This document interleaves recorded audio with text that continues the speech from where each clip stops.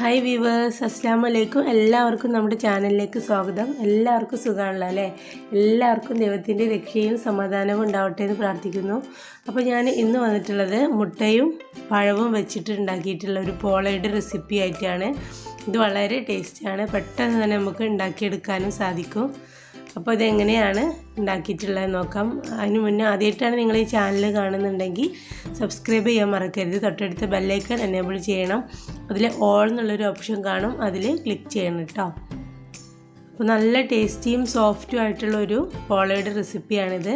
തീർച്ചയായിട്ടും എല്ലാവരും ട്രൈ ചെയ്ത് നോക്കണം. വീഡിയോ ഇഷ്ടമായിട്ടുണ്ടെങ്കിൽ ലൈക്ക് ചെയ്യാനും ഷെയർ ചെയ്യാനും മറക്കരുത് കേട്ടോ. അപ്പോൾ ഇതെങ്ങനെയാണ് തയ്യാറാക്കുന്നതെന്ന് നോക്കാം. ഇതിന് വേണ്ടിയിട്ട് നമുക്ക് ഒരു പാനിലേക്ക് 1 ടീസ്പൂൺ നെയ്യ് ഒഴിച്ചു കൊടുക്കാം. അപ്പോൾ നെയ്യ് ഒന്ന് ചൂടായി വരുമ്പോൾ ഞാൻ ഒരു വലിയ നേന്ത്രപ്പഴം ചെറുതായിട്ട് കട്ട് ചെയ്തതാണ് ഇതിലേക്ക് ചേർത്ത് കൊടുക്കുന്നത്. അപ്പോൾ നെയ്യ് ഒന്ന് ചൂടായിട്ട് വരുമ്പോൾ നമുക്ക് ആദ്യം ഇതിലേക്ക് വേണ്ടിയിട്ടുള്ള അണ്ടിപ്പരിപ്പ് മുന്തിരി ഒന്ന് ഫ്രൈ ചെയ്തെടുക്കാം.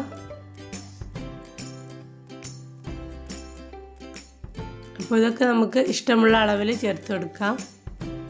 അപ്പോൾ ഏത് നട്ട്സ് ആണെങ്കിലും ചേർത്ത് കൊടുക്കാം. നിലക്കടല, ബദാമൊക്കെ ചേർത്ത് കൊടുക്കാം, നല്ല ടേസ്റ്റാണ്. ഞാനിപ്പോൾ അണ്ടിപ്പരിപ്പ് മുന്തിരിയാണ് ചേർത്ത് കൊടുത്തിട്ടുള്ളത്. ഇത് നല്ലപോലെ ഒന്ന് ഫ്രൈ ചെയ്തിട്ട്, അധികം കളർ മാറണ്ട, എൻ്റേത് കുറച്ച് കളർ ചേഞ്ച് ആയിട്ടുണ്ട്.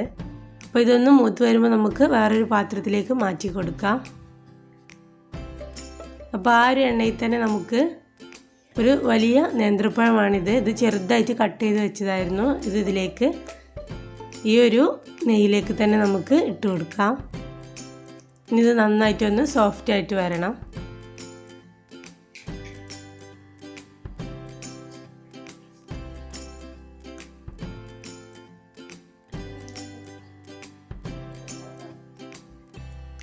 അപ്പോൾ നമ്മുടെ പഴം നന്നായിട്ട് സോഫ്റ്റായിട്ട് വന്നിട്ടുണ്ട്.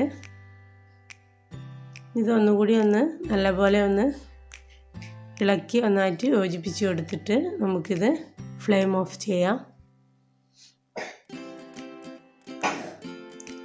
ഞാനിത് ഒരു 2 ഏലക്കായും 1/4 കപ്പ് പഞ്ചസാരയും കൂടി പൊടിച്ചെടുത്തതാണ്. ഇത് നമുക്കൊരു മിക്സിയുടെ ജാറിലേക്ക് ഇട്ട് കൊടുക്കാം.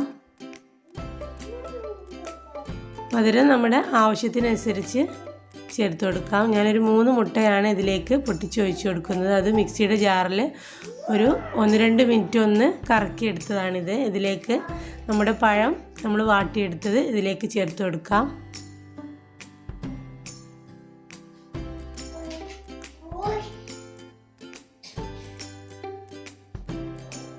അതിനുശേഷം നമ്മുടെ അണ്ടിപ്പരിപ്പ് മുന്തിരി ഫ്രൈ ചെയ്ത് വെച്ചത് ഇതിൽ പകുതി ഇതിലേക്ക് ചേർത്ത് കൊടുക്കാം. എന്നിട്ട് നന്നായിട്ടൊന്ന് മിക്സ് ചെയ്ത് കൊടുക്കുക.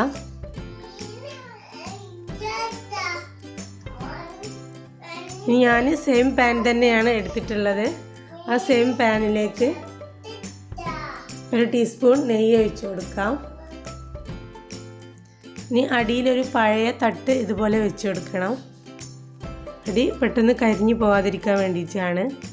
ഇനി ആ നെയ്യൊന്ന് ചൂടായി വരുമ്പോൾ നമുക്ക് നമ്മുടെ മിക്സ് ഇതിലേക്ക് ഒഴിച്ചു കൊടുക്കാം.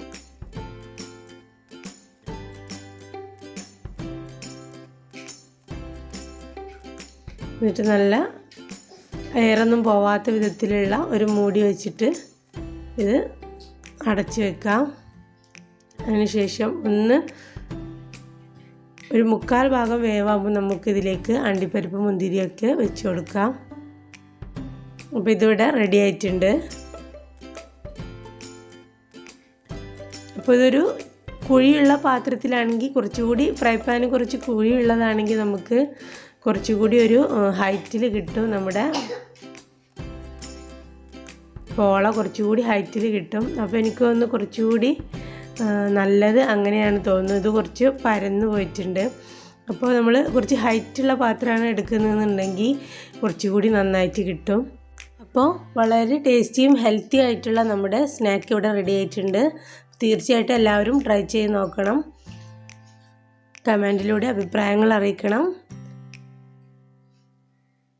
അപ്പോൾ വീഡിയോ ലൈക്ക് ചെയ്യാനും ഷെയർ ചെയ്യാനും മറക്കരുത്. സബ്സ്ക്രൈബ് ചെയ്യാനും മറക്കരുത് കേട്ടോ. തൊട്ടടുത്ത ബെല്ലൈക്കൺ എനേബിൾ ചെയ്യണം. അതിൽ ഓൾ എന്നുള്ളൊരു ഓപ്ഷൻ കാണും, അതിൽ ക്ലിക്ക് ചെയ്യണം കേട്ടോ. അപ്പോൾ അടുത്ത് തന്നെ നല്ലൊരു വീഡിയോയുമായിട്ട് കാണുന്നത് വരെ ബൈ.